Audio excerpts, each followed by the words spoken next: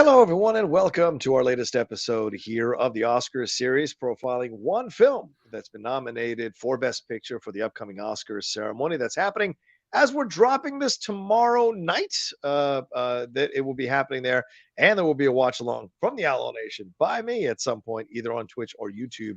For that, look for the announcement coming soon. But I am one of your hosts for this one. We're talking about West Side Story. I am the Outlaw John Rocha, and I'm joined by my Cine-Files co-host and brother in life, Steve Morris. How are you, Steve? I am doing really well. I feel like tapping my toes. I maybe do some fight dancing. I'm ready for this. Let's do it. Dun, dun, dun, dun, dun, dun, dun, dun. Yeah.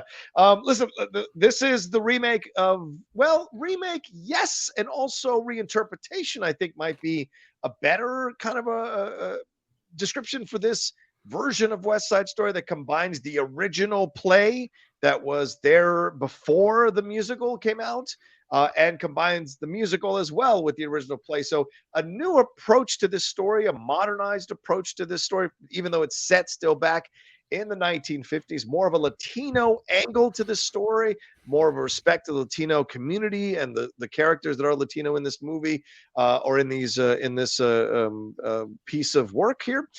And this one from director Steven Spielberg. And I gotta say, Steve, right off the bat, I was one of those people that was like, I do not want to see this in no way, shape, or form. Do I think it's going to be any good? How do you think you can top the original, which I think had won 10 Oscars back in the early 1960s? How can you possibly think you're going to do it? And I'll be damned if they didn't do it, from the acting to the direction to the cinematography to the music to the look of the film and the message of the film overall. I was absolutely blown away by this movie, and it is my favorite film of 2022, bar none. Steve, your thoughts on this 2021 version of West Side Story? So I've only seen the film once, and the reason I say that is that I'm going to tell you what my initial reactions to this film are, but this is a movie that I need to watch. I really feel like I need to watch again. Okay. But these are my initial reactions, and I was texting Karen while I was watching it, and I was like, "Man, this movie is really good. Wow, this is really good." You know what?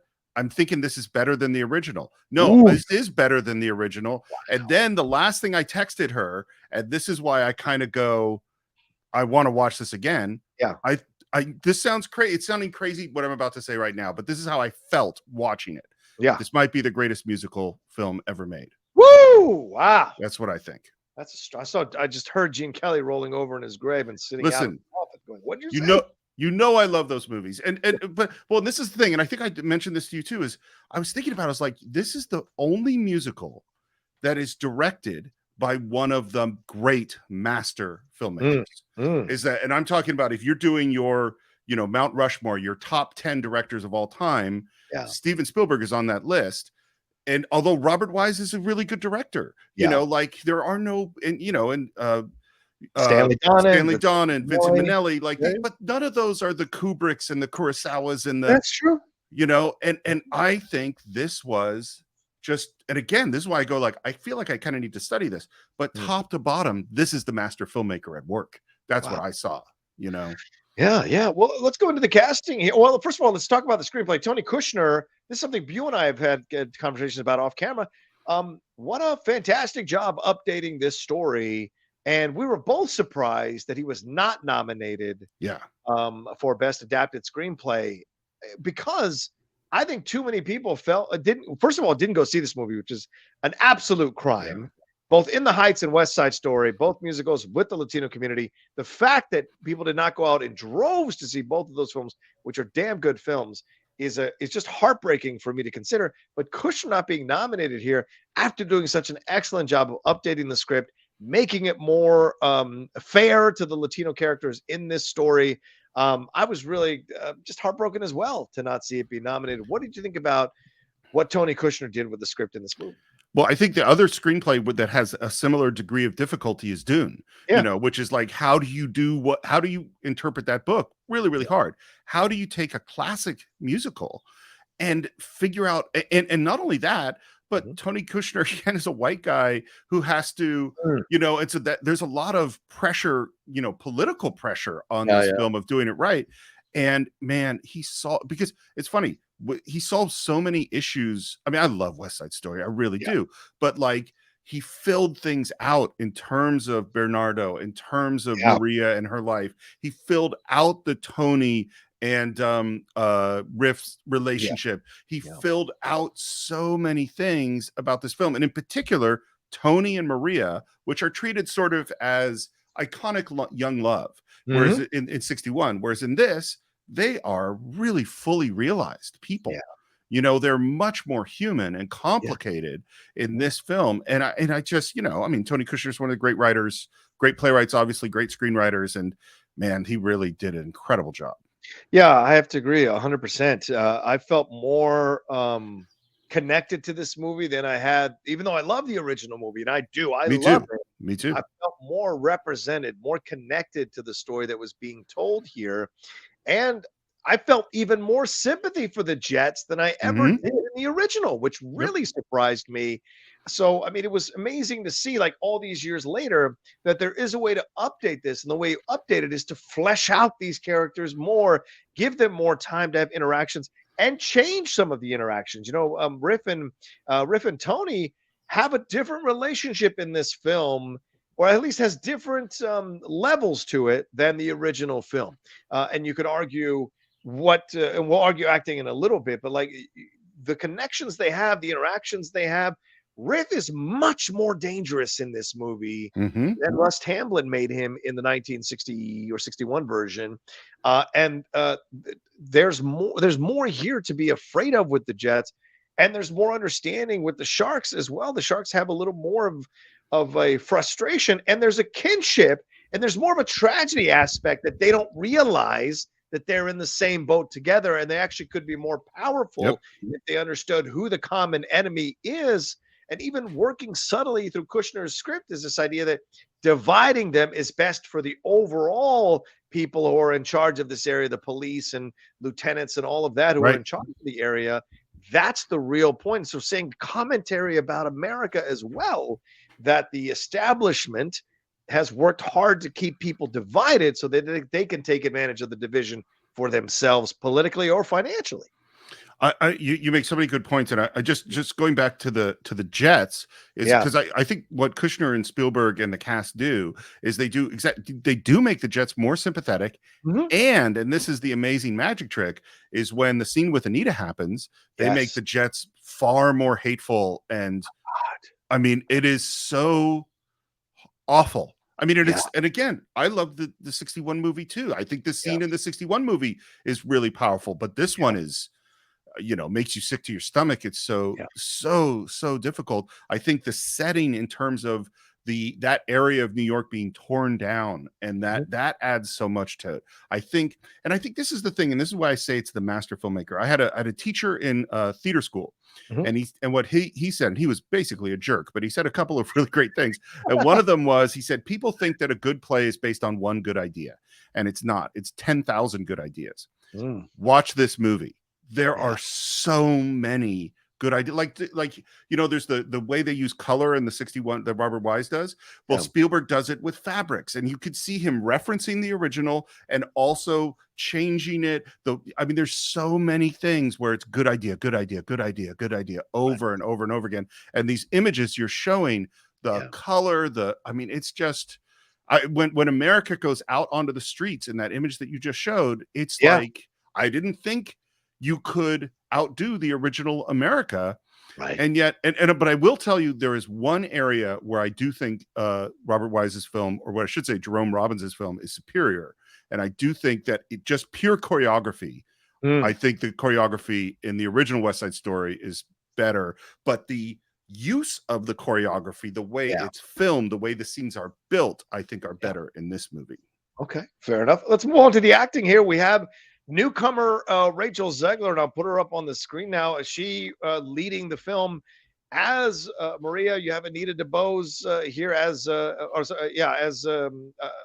what am I saying here? Sorry. You have Ariana DeBose as Anita. Sorry about that, gang.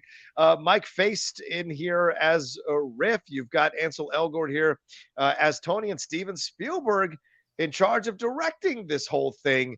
and really powerfully done by him. But let's look at the acting here, Steve. What impressed you the most as you were here, as you were watching all these actors? Of course, David Alvarez as well as Bernardo, and Rita Moreno coming back to play Doc's wife, as opposed to the older Doc. What did you think about all the performances here overall throughout the movie? Well, first of all, they're all really good, and Yeah, the voices. I mean, having people that are Latino makes a big difference. Having people that all can sing. I yeah, mean, so you're not doing dubbing over people's voices makes a huge difference. I think yeah, Rachel Zegler does so much to make what was a fairly shallow character yeah. into a really complicated character with dreams, who wants to break out of the Yes. situation that she's in, that has a life, that is rebelling against her family, but still, like, all of those things work so well. I think, you mentioned Mike Faist, I don't know how to say his name, who Yeah, plays Riff. The complexity that he brings to Riff, yeah. the dangerousness, the need of Tony, the, like, Mhm. how desperate he is without Tony, Yeah, like that, all of that stuff is so much more interesting. Even the character like Chino gets filled Chino. out. Yeah. Yeah. I mean, W it's That yeah, was a nice change. I agree with you right there. I mean, Chino, seeing him, be a guy who doesn't wanna be involved, or that Bernardo doesn't want him to be yeah, involved.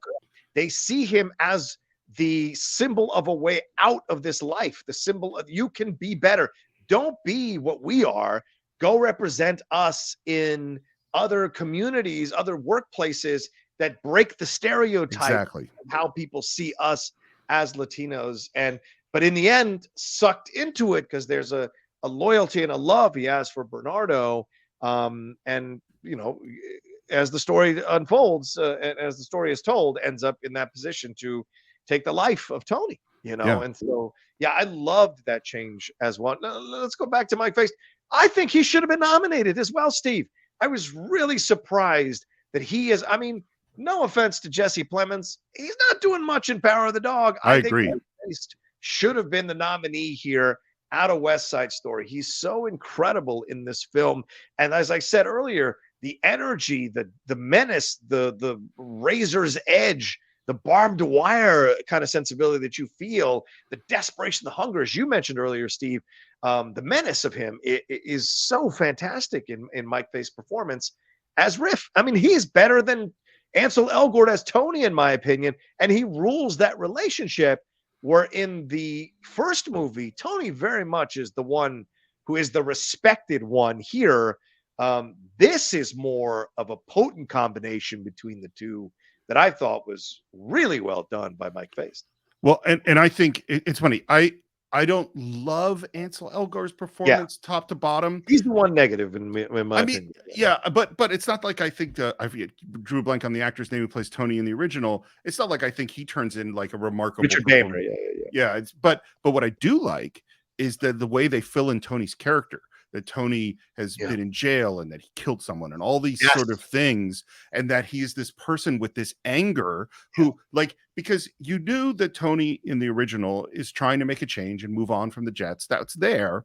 Right. But this Tony trying to make a change and move on from the Jets has emotional resonance Mhm. in the way that the earlier one doesn't. And I also think, I don't know how they figured out what to do with Rita Moreno, but because that's like, it's such a leap to get Yeah. her. And you kind of feel, when I heard what she was playing, I went, oh, they're just kind of shoehorning her into the film Yeah. to make space for her. And it's like, no, it adds a ton.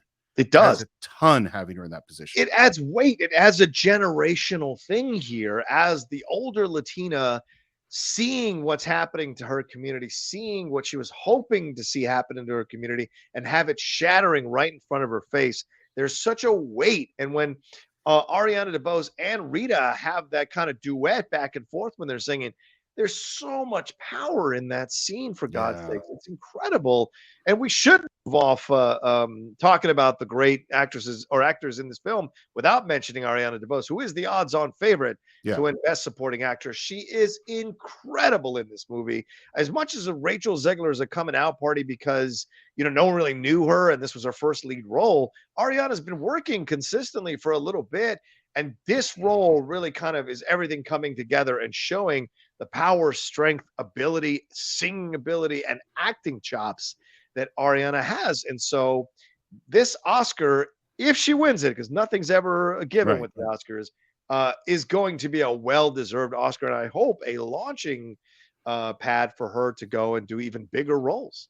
I just have this image in my head of if they gave it to Judi Dench, and Judi Dench is fantastic. She's great in the movie, she's always fantastic. But it's just like that would be just exactly the kind of stupid thing that the Oscars do. Do you know what I mean? So no disrespect to Dame Judi Dench at all. No disrespect. But I mean, she is so good. She's a fucking revelation in the movie. And Anita's always been among the most dynamic characters in the story. Yeah, and literally, not only does she have huge shoes to fill, but the lady who wore the shoes is just, in the movie with you. Yeah. And she not and the key to me is A Boy Like That. It's not America. Wow. Like America is an incredible song. Right. But A Boy Like That, what has to happen in terms of performance and singing and everything at the same time is so complex and difficult, and man, she destroys it. Absolutely. And let's talk, I mean, the cinematography from Janusz Kaminski. I'm going to bring this shot up here. I mean, the way he uses light in this movie, the way he uses some of the grayer, I don't know about asphalt, but some of the stone kind of colors here, as we're seeing this kind of a treated film approach to this film, and then also the vibrancy of the colors, and then this great the framing here of the camera with these shots like this, stuff like this, just incredible work by Kaminski, who is of course Spielberg's cinematographer for a number of films. That's another thing that deserves all kinds of praise and credit as well, don't you think? Absolutely. And I think what's amazing about it is that it's totally its own thing. And you can totally see the reverence and the homage to the original. In terms of the color, you can see, like, you showed the scene of the dance, like so much of that is like, I can see the original movie in this, and then see how Spielberg upped it, because like, instead of having the little ballet between Tony and Maria happen in the center of the room when Robert Wise goes to the red, he moves it to behind the bleachers. And it's like, that is what I mean. It's a whole bunch of little amazingly good ideas. And I'll tell you the thought that just occurred to me. Do you remember when Fury Road comes out? And you're like, here's this old guy who came along and said, oh, you guys think you know how to make action films? Hold my beer. I feel like this is Spielberg and Janusz Kaminski going, hold my beer. Like, we're the old guys. We've been doing this a long fucking time, and we're going to show you how to do it. Get out, Junior. That's how I feel. Absolutely. You talk about the choreography. I hear you mentioned earlier it's not as strong as you felt the original is, but I think there's an inventiveness here, and you mentioned that as well, Steve. The stuff in the America out in the streets is phenomenal, but also Officer Krupke in the police station. I thought was really brilliant, and the way they stage, and I mean the way the angles in the camera and the way they move around when I Have a Love, or A Boy Like That, rather that song, having their back and forth, which you mentioned as well, but also the Somewhere, I think, is really well done with homages to the original, but distinctly its own thing as well. And Rachel's voice is so powerful, and that mouth of hers, which is big, it just kind of really conveys an incredible amount of power. From such a skinny wayfish body comes such a booming voice of strength, and I love the way they staged the choreography for just about every single number here. I think so too. It's the kind of the dynamics of Jerome Robbins's choreography that I think is just kind of unbeatable. But I'll give you another example of where I think the choreography is amazing. Is that in the original, it's sort of this thing that obviously has gotten talked a lot of, that we fight through dance. And so all the fighting is dance choreography. And they do, I can't describe it. It's like the opposite. It's like we dance through fights in this one, is that, and as a person who studied martial arts, is that there is a real dance element, particularly in classic Kung Fu. And if you watch the way the fights are choreographed, they do an amazing job of making it dancey, but actually kind of realistic fighting in a different way. And so it's not as beautiful, I think, is the Jerome Robbins choreography, but in some ways it's cooler, and it accomplishes the goal of combining fight and dance in a way that's better actually than the original. I don't disagree with you. And let's get to the direction here, Steven Spielberg, master filmmaker, as you said, stepping in. Is there, I mean, we've talked to how great the film is, and of course, that's all a credit, or a lot of it is a credit to Steven Spielberg. Every actor to a person has been giving him credit through social media and interviews and what have you. Is there anything we haven't said about Steven Spielberg's direction of this film, West Side Story from 2021? Yes, this is what I would like to say about it. Is we talked about elements of the other directors, Yes. how they use the camera, what their shot selection is, how they work with actors, all this stuff.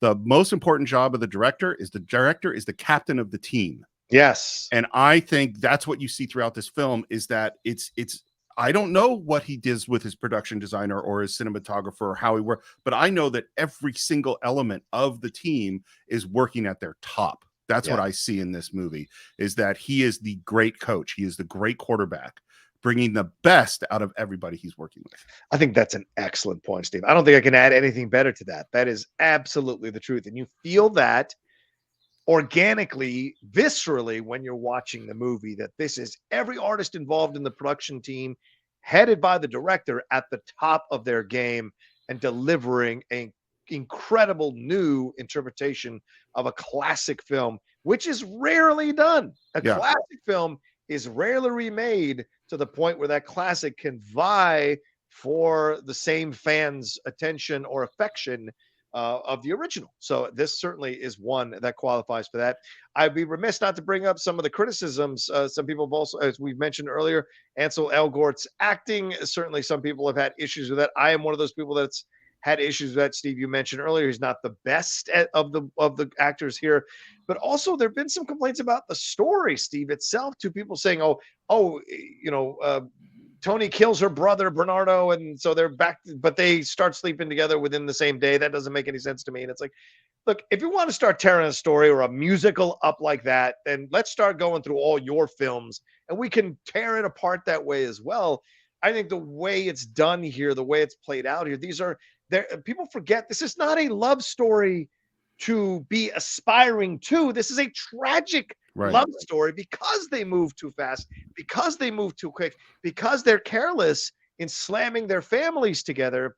They are the victims of their own decisions. So yes, and young love like this can be crazy. Young love like this can forget the boundaries and forget the connections. And certainly she was having problems with Bernardo and his overbearing behavior. And Bernardo was part of a gang, and that's part of the gang. Yeah. The consequences of being a gang is that you could die at any time. So these are factors that are all involved in this. So the criticism of the story to me is just kind of mind-blowing, short-sighted, and just out of place. What do you think about the So if you were to go back and listen to our discussion of the original West Side Story with Milena Govich and David Cornu years and years ago that we recorded, you would hear me be extremely critical of Tony and to some degree Maria, because they do such stupid stuff. And in this movie, I feel like they actually solved a bunch of that problems. And really, to me, the moment, they sleep together is like the proof is in the pudding. If you're watching that scene and go, I don't believe it, this doesn't make any sense to me, I'm not emotionally involved, then that criticism is valid. If you are emotionally involved and it makes sense what they do, which to me it 100% did, not that it's a good choice, it's a terrible choice, but I totally believe the characters were doing what they were doing, well, then it works. And there's a consequence to that decision. Exactly. He dies. There's a consequence. He could have left. He took Doc's money. He could have left, but he stayed. And in staying, asking for Maria's forgiveness, all of this stuff, it leads to his eventual death. And that's the point of the tragedy. Anyway, well, and the tension of Romeo and Juliet, not the romance of Romeo and Juliet. Exactly. And the tension that's created as Anita is showing up, at that scene is like a lot. Oh my God. Can I say one more thing about Spielberg? Is that so this is literally 50 years into his career, Yes. And if you think about like our other great directors and look at what movies Hitchcock was making in the 70s or what movies John Ford was making in the 60s or what, and it's not like they didn't make some good movies near the ends of their careers, but there's nothing like this. Yeah. I mean, maybe Kurosawa, he has an incredibly long career. The last couple of movies of his aren't great, but certainly Kagemusha and Ron are really good. Yes. But and that's 40 years, I would say, into his career. But that's incredible to come out with I am at the top of my game 50 years later. I just no one I else think like that. I think Spielberg and Scorsese are the only two that you can argue that are still at that advanced age and at the top of their game. Because I loved Irishman. I thought it was a Yeah. fantastic film, and I'm wondering how Killers of the Flower Moon are going to be. But yes, and I think this is Steven Spielberg's best film since Schindler's List. I 100% think it's Wow. his greatest film since Schindler's List. It's his most complete film, and as Steve mentioned earlier, to me, this is Spielberg at the tippy top of his game, and it's a crime that more people didn't go see this film. It's a crime that no one is thinking this film is going to win Best Picture. It's a crime that he might even not even win Best Director. Although I understand, having seen Power of the Dog again for a second time, Jane Campion being the odds-on favorite, I just think Spielberg deserves much more credit and much more consideration for Best Director. And if he pulls the upset tomorrow night, no one will be happier than me about that happening, and maybe Steve too. Yeah, Yeah, I absolutely would be. I don't know if it'll happen. To yeah, me, it is an absolute no-brainer. I really I yeah. mean, like in terms of, and I think Paul Thomas Anderson would agree. I think, you know what I mean? Like I think Mm, directors looking at this film have to go like, fuck, man. yeah. Look at what this guy's doing. And that means that is no disrespect to the other directors in this Right, category. right. These are incredible directors. They all had a vision for their film. We still haven't talked about Licorice Pizza, so we're going to get into that. It's going Yeah, to be an interesting conversation. for sure. But like they all, but to me, it's like there's just hands down no comparison whatsoever for Yeah. me. All right, fair enough. Yeah. Well, let's jump into that as we wrap up here. This revisiting of West Side Story and talking about its Oscars chances. It's nominated for Best Picture, Best Director, Best Supporting Actress, Best Cinematography, Best Costume Design, Best Production Design, and Best Sound. So, Steve, where do you see it winning any Oscars, or where do you see its best opportunity to win an Oscar? I think the best opportunity is Ariana DeBose. I think that's she's the leader. Um, I just lost your sound. I don't know why you went silent. Maybe it's on my end. So, um, I don't hear you all of a sudden. You can hear me though. So I'm gonna keep talking and I will. So I think this movie is great in all of these categories. Sound is the one that I don't think it should win. I think the cinematography, it's so tough because they're all incredibly good. So I don't think it would win for cinematography. The costumes designs are fantastic. I would probably vote for this for costume designs from what I've seen. I want Steven Spielberg to win in terms of direction. Production design, we've already discussed. They're all really, really good. That's what we Yeah. said throughout. I'd have other ones. Oh, and I can hear your voice again. Yes, yes. Apologies. Sometimes when people call, the Bluetooth hooks up and it hooks up to into the Mixcast instead of going back to the regular Mixcast. So that's the Gotcha. enforcer. Sometimes I got to be aware of that. Yeah, obviously I think it should win Best Picture. It won't, sadly. But if by some miracle the Academy falls in love with Steven Spielberg, watches these screeners that are sent to them, and just kind of comes around and understands how great a film this is, it would be great to see it win Best Picture. It would be great to see him win Best Director. I agree with you. Ariana DeBose is the odds-on favorite. Maybe Janusz Kaminski takes the cinematography from Dune. We shall see.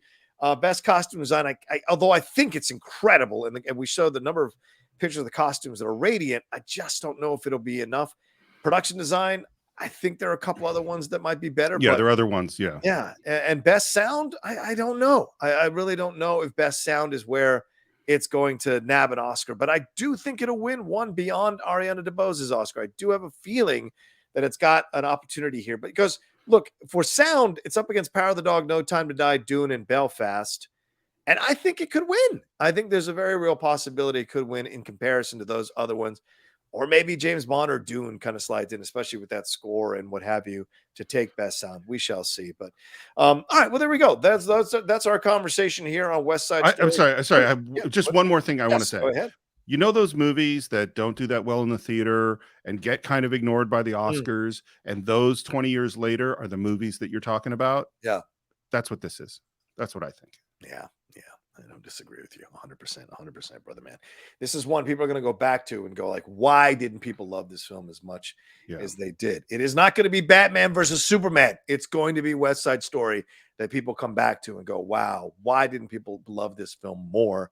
And the more people discover it, I think the more people will fall in love with it. It's on HBO Max, so go and watch it if you haven't watched it.